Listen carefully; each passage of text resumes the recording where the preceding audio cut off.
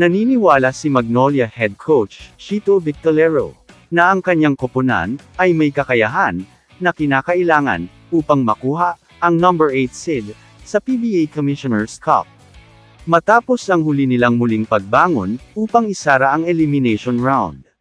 Tinapos ng Hotshots ang eliminations sa 3 sunod na panalo para isalbo ang 6-6 win-loss record.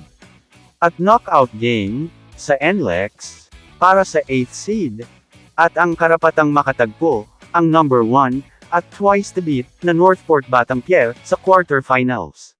Sa paraan ng paglalaro ng koponan, kumpiyansa si Victorero na kayang i-stretch ng Hotshots ang kanilang winning run para makapasok sa quarterfinals. Bilang prangkisa, ginagamit na ng Magnolia Pure Foods ang do-or-die ball games. Sa katunayan, hawak ng koponan ang record sa liga para sa pinakamaraming do-or-die games na napanalunan. Matapos ang Kinan, ang 6 na sunod na panalo noong 1996 Governor's Cup para makabangon mula sa 1-6 na simula.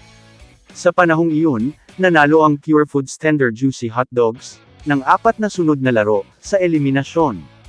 Isang playoff match para sa ika-6 at huling pwesto sa quarterfinals. At ang unang laro ng kanilang quarterfinal series laban sa San Miguel. Sa bersyong ito, ang Magnolia ay naging 3-6 upang mahulog ng isang talo mula sa eliminasyon. Ngunit nagtala ng 3 sunod na panalo na tinapos laban sa Meralco Bolts noong Biyernes. Inaasahan ngayon ni Victorero na ang ganitong uri ng sitwasyon ay magpapatuloy para sa KO game ngayon Linggo. Pag nanalo ang Magnolia sa NLEX, makakaharap nila ang number 1 team na Northport na may twice to beat advantage. Magandang laban ito, match lang ang NLEX at Magnolia. Kaya magiging dikdikan at pisikal ang laban na ito, lahat gagawin nila para makausad sa quarterfinals. Makaabante kaya sa quarterfinals ang Magnolia Hotshot, o sasama na sila sa sister team na San Miguel. Kamusta mga idol? Sports Zone PH para sa sports news and update. Kung bago ka pa lamang dito sa channel ko, pindutin mo na ang subscribe button at notification bell para lagi kang update sa mga sports news.